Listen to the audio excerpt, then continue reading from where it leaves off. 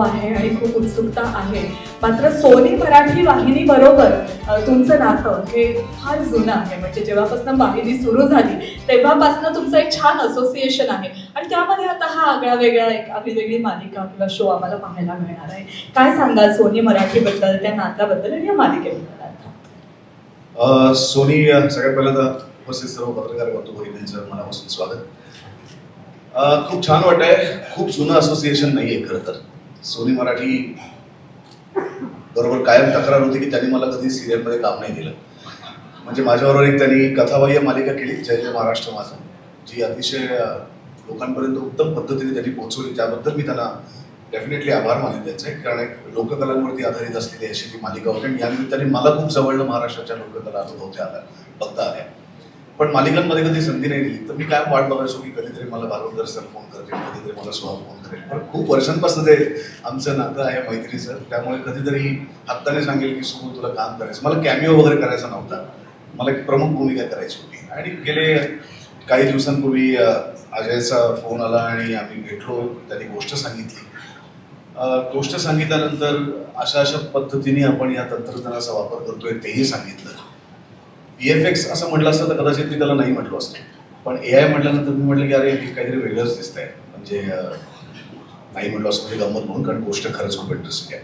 पण AI म्हटल्यानंतर मला असं वाटलं की असं जर पहिल्यांदा मालिका क्षेत्रात घडतंय आणि खरं तर सोनी मराठीबरोबर सोनीच्या सर्व तंत्रज्ञानांचंही कौतुक आहे की ज्यांनी अशा प्रकारचा एक प्रयोग घडवून आणला. आणि जगात, भारतात मराठी पहिल्यांदा असं काहीतरी मालिका क्षेत्रात घडतंय, त्याबद्दल त्या सोनीच्या सर्व तंत्रज्ञांचं मी मनापासून कौतुक करतो की ही अवघड गोष्ट आहे.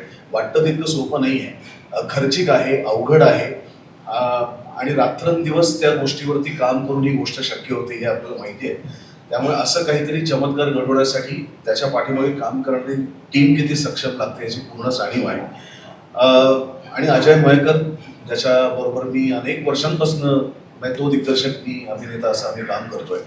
तर अशी एक भट्टी जमून आली. संदीप जाधव, संदीप बरोबर मला असं वाटतं की सगळ्यात जास्त काम मी संदीप निर्माता असताना त्याच्याबरोबर केलं. त्यामुळे संदीप, अजय निर्माते, सोनी मराठी चॅनल, अशा सगळ्या गोष्टी जुळून आल्या.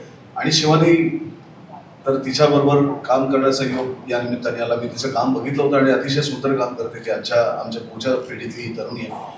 तर मला असं वाटतं की ह्या काळात ह्या वयाला साजेशी अशी भूमिका मिळण्याची प्रार्थना प्रत्येक कलाकार करत असतो, जी माझ्या वाट्याला आली. त्याबद्दल मी आधी परमेश्वराचे आभार मानतो आणि सोनी मराठीच्या सर्व टीमचे आभार मानतो. थँक्यू.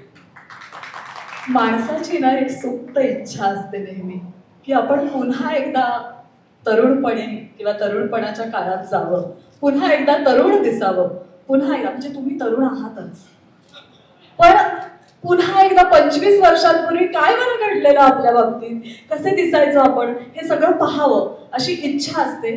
ती इच्छा या मालिकेच्या निमित्ताने तुमची सुद्धा पूर्ण होते आणि तुम्ही सुद्धा स्वतःला 25 वर्ष मागे घेऊन गेलेला आहात. हे सगळं पाहताना काय प्रतिक्रिया होत्या बरं इतरांच्या आणि स्वतःच्या काय प्रतिक्रिया होत्या? नाही, नक्कीच आनंद झाला. माझ्या घरी आई बाबांना, मंजिरीला, माझ्या मुलांनाही तितकाच आनंद झाला, एक्साइटमेंट वाढली. फक्त आता भीती अशी वाटते की माहीचं एक करिअर सुरू होईल आणि माझं म्हणजे यापुढे लोक माहीला जास्त घेतील काम करायला आणि मी आपला वाट बघतो की मला कधी घेणार आहे. आणि त्याचा AI व्हर्जन म्हणून मला घ्यायला लागेल. जेव्हा तो 50चा होईल तेव्हा कसा दिसेल म्हणून सुरू व्हायला देतील. गमत आपण. पण बघा ना तुम्ही, किती किती किती बेमालूम काम केलं या सगळ्या माणसाने. आणि मला असं वाटतं की जसं अजय बालवडकर सर म्हणाले की केवळ तंत्रज्ञान दाखवायचं आहे आमच्याकडे काय आहे म्हणून या मालिकेची निर्मिती केली गेली नाहीये. तर संपूर्ण टीम गेले वर्षभर या गोष्टीवरती काम करत होती. आणि मला असं वाटतं की कर्मधर्म संयोगाने कदाचित आपण प्रसाद, इतकं चांगलं काम कदाचित झालं असेल की प्रसाद म्हणून पटकन त्या क्षणी त्यावेळेस ती गोष्ट हाताला येते. तशी ती गोष्ट त्यांच्या हाती लागली, जी सोनीचीच होती. आणि हे सगळं जुळून आलं. पण छान वाटतंय. कदाचित मी जेव्हा सुरुवात केली, म्हणून मी म्हटलं की खूप जुनं असोसिएशन आहे. जेव्हा माझ्या कामाची सुरुवात केली आभाळ माया, तर त्यांचंच लेकरू होतं. आभाळ माया, वादळवाट, अवंतिका, या सगळ्या त्या मालिकातल्या क्षणांपासून अजय आणि आम्ही एकत्र काम करतोय. त्यामुळे साधारणपणे मी असाच दिसत होतो अवंतिका आणि वादळवाट आणि या सगळ्या काळामध्ये. त्यामुळे पुन्हा तेच रूप माझं बघताना मला खूप छान वाटतंय. सिरियसली छान वाटतंय. खरोखर नॉस्टॅल्जिक वातावरण आहे. तुमच्यासाठी एक नॉस्टॅल्जिक अनुभव असणार आहे आणि आमच्यासाठी सुद्धा एक सुंदर अनुभव असणार आहे की AI तंत्रज्ञानाचा वापर करून कशा पद्धतीने आपण पुन्हा एकदा एक वेगळी काहीतरी गोष्ट घडवून आणू शकतो. शिवानी, सुबोध सर इथे आहेत म्हणून मला आत्ताच तुला हा प्रश्न विचारायचा आहे की प्रत्येक कलाकाराची आणि अभिनेत्रीची किंवा अशी इच्छुक जी असते की छान अभिनय करायचा आहे, तिची इच्छा असते की अशा अनुभवी कलाकारांबरोबर आपण काम करावं आणि सुबोध सरांबरोबर काम करावं अशी प्रत्येकाचीच इच्छा असते किंवा प्रत्येकाचीच इच्छा असते. या मालिकेच्या निमित्ताने ती इच्छा तुझीही पूर्ण होते आणि ती इच्छा पूर्ण झाल्यानंतर, ती गोष्ट, ती बातमी कळल्यानंतर तू सुबोध सरांना म्हणजे सोशल मीडियावर तुझं हे पोस्ट पाहिलेलं आम्ही की एक छानसं गिफ्ट सुद्धा दिलंस तू. काय होतं ते गिफ्ट, काय सांगशील त्याबद्दल?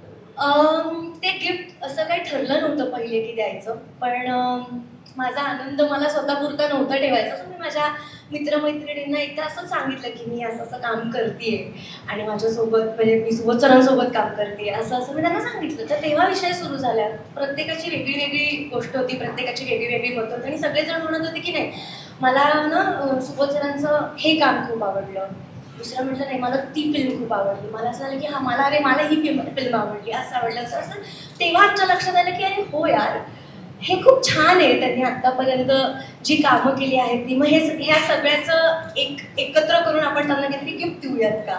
म्हणून माझ्या एका मैत्रिणीने मला ते सजेस्ट केलं की असं काहीतरी आपण करूयात का. म्हटलं डेफिनेटली करूयात. आणि मग आम्ही त्यांच्या फिल्मचे सगळे पोस्टर गोळा करून एक छोटंसं गिफ्ट एकत्र करून मध्ये आमच्या सिरियलचं पोस्टर आहे आणि मग तसं गिफ्ट मी त्यांना दिलं होतं. खरंच खूप सुंदर आणि तुम्हाला ते आवडलेलं निश्चितच. खूप छान वाटलं. फक्त मला कधी कधी ना असं कोणी आपल्या कामांचं कोलाज द्यायला लागलं की मला भीती वाटते की आता थांबा. तसं नाही झालं. पण खूप प्रेमाने दिली ते. मला असं वाटतं की खूप कष्ट त्याच्या पाठीमागे घेतले ते सगळे करायला आणि काम सुरू करण्याच्या अगोदरच असं काहीतरी एक दोन कलाकारांमध्ये ना एक फार सुंदर नातं असलं पाहिजे, एकमेकांचा आदर करणारा. आणि तो रिस्पेक्ट फक्त वय मोठे किंवा खूप अनुभव केला म्हणून नसावं, तर एक अत्यंत उत्तम काम करणारी आजच्या काळातली अभिनेत्री म्हणून मलाही तिच्याविषयी तितकाच आदर आहे आणि तो आदर कुठेतरी त्या गिफ्टमध्ये होता. त्यामुळे खूप खूप छान वाटलं. छान. आणि असं छान वातावरण आता बाहेर सुद्धा आहे. सुंदर पाऊस पडतोय, पावसाळा आहे म्हणजे रोमॅन्टिक ऋतू सुरू झालाय असं आपण अगदी जाहीरपणे म्हणतो. आणि त्यामध्ये माहीचं एक वाक्य सुद्धा आहे ना, जगायला श्वासाची नाही तर प्रेमाची गरज लागते. तर दोघांची ही प्रेमकथा आहे, कशी फुलतीये किंवा फुलणार आहे ती आम्हाला पाहायला मिळणार आहे ही प्रेमकथा. दोघांनी थोडं थोडं सांगा. आता जसं दिसतोय तसा हा खूप आत्ताच्या काळामध्ये मराठीचा प्राध्यापक आहे, खूप वृक्ष आहे, खूप निरस झालाय, लोकांशी खूप कामापुरतं बोलणार आहे, जेवढ्याच तेवढंच बोलणार आहे, फार कोणाच्या आयुष्यात न डोकावणार आहे, स्वतःच्या आयुष्यात कोणाला डोकावून देणार आहे. पण हे सगळं घडण्यापाठीमागे काहीतरी त्याच्या भूतकाळात घडलंय आणि त्याच्यामुळे तो असा घडलाय. आणि तो काय होता हे आपल्याला माहीच्या स्वरूपात कळतं. मी माझ्या कॉलेजपासून अशी अनेक मुलं पाहिले की जी तेव्हा अत्यंत शामळू होती, खूप लोकांसमोर यायची नाही, खूप असं लाजरी बुजरी होती आणि आता त्यांचं फुलपाखरात परिवर्तन झालेलं मी बघितलं. उलटं म्हणजे हे उलटं त्यांच्यात झालेलं आहे, जे इकडे उलटं आहे. पण असे खूप बदल तुमच्यात होत असतात आणि प्रत्येक गोष्टीला काहीतरी एक कारण असतं की असं का घडलं याचं प्रत्येकाचं एक कारण असतं आणि या सगळ्याची कारणं त्याच्या भूतकाळात घडलेली आहेत. त्यामुळे ही गोष्ट आत्ताच्या काळातली जरी खूप महत्त्वाची असली तरी होण्यापाठीमागची कारणं त्याच्या भूतकाळात. त्यामुळे मध्ये मध्ये आपण तो भूतकाळ देखील बघणार आहोत आणि मग तेव्हा आपल्याला सगळ्या गोष्टी उलगडणार आहेत की का आत्ता गौरी आणि अभिमन्यू हे एकमेकांसमोर अजून आले नाही आहेत, आल्यानंतर काय फ्रिक्शन घडणार आहे.